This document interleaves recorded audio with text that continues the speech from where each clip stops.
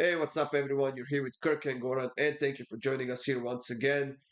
This time for your free picks for soccer and the Europa League on Thursday. That's May 9th.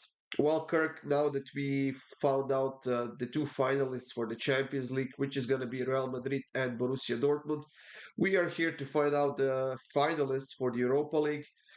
Two games on the schedule, but let's take a second and talk about that game between Real Madrid and Bayern Munich. I know that you were born in Germany, in Munich, if I'm not mistaken, so I do assume that you're a Bayern fan. Yeah, I'm a lifetime Bayern fan. I won't have a lot of energy today in this video. If I were to go off, I could go on a whole rant about how VAR, how do you not let that play go? How it's so close. Last kick of the game in the Champions League. I mean, they're they they love VAR. They think it's the best, and then you can't even review a game that sends someone to the final of the best competition for clubs in the world. I don't know. I'm at a loss for words. I'm obviously mad. I'm crying. Sure, whatever you want to say, but how do you call that? I don't know. Yeah, it was a horrible call by the sideline ref. I mean, also it's the main referee's fault for actually blowing his whistle. He could have let the play Yeah, go. he could So have definitely. I and when you showed that play on the slow motion camera, he wasn't even offside. Let's be honest. If it was off by maybe 2 inches, if that. And that's the difference between going to the overtime and losing the semifinal match and getting knocked out.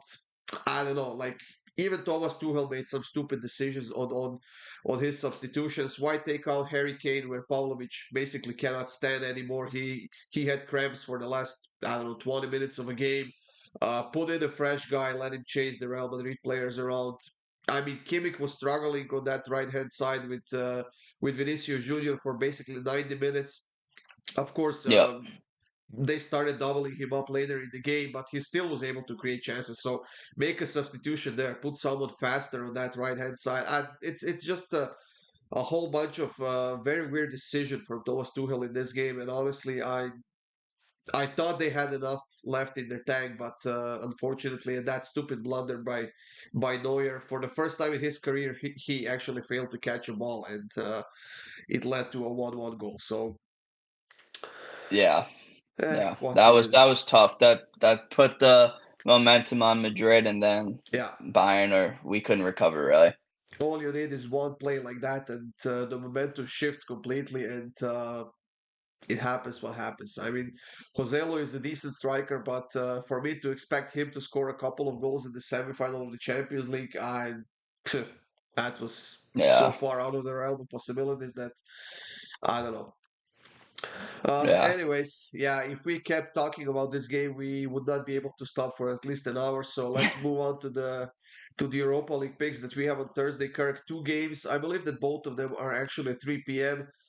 Uh, Leverkusen is hosting Roma in that matchup that we have. They are coming off of a win from the first leg 2-0, so there's no pressure on Leverkusen for this game. While Roma on the other side, if they want to have a chance at the finals, they need to push here. yeah. Roma versus Leverkusen. I think everyone is going to say Leverkusen's going to go through.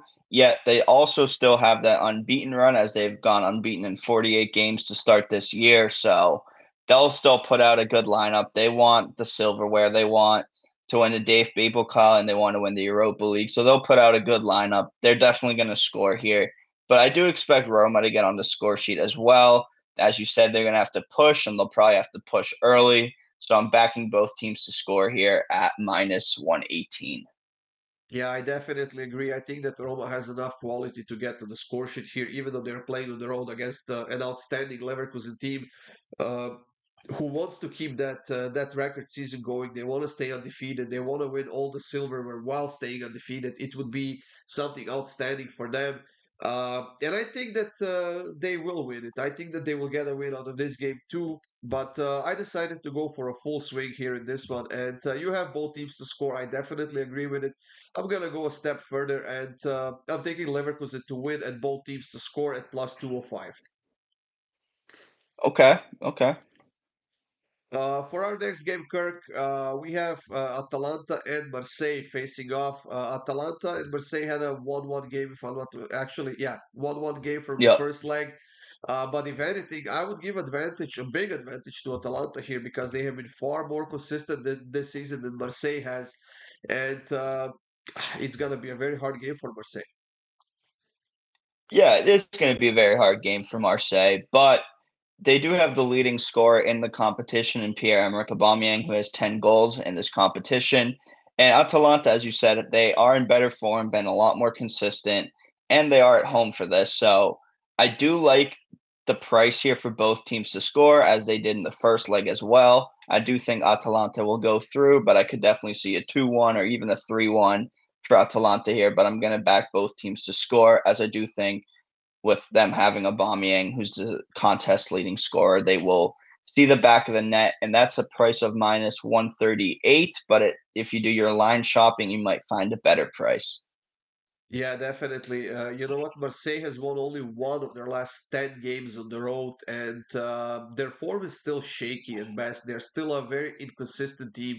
Like you said, they do have a top goal scorer of this competition in Aubameyang, and he will certainly have a solid game, in my opinion, here. But Atalanta is playing too well right now. They are coming off of another win, 2-1 against Salernitana. It was a win they basically did not need, but they still got it and they are now undefeated in their last 5 games while winning 4 of those 5 games. Now they also conceded a goal in those in actually 4 of those 5 games as well.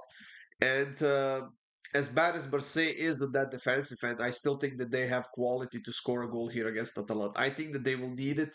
Uh, if they get to the scoreboard first, they have a very decent chance of getting to the finals, but it's going to be a tough game.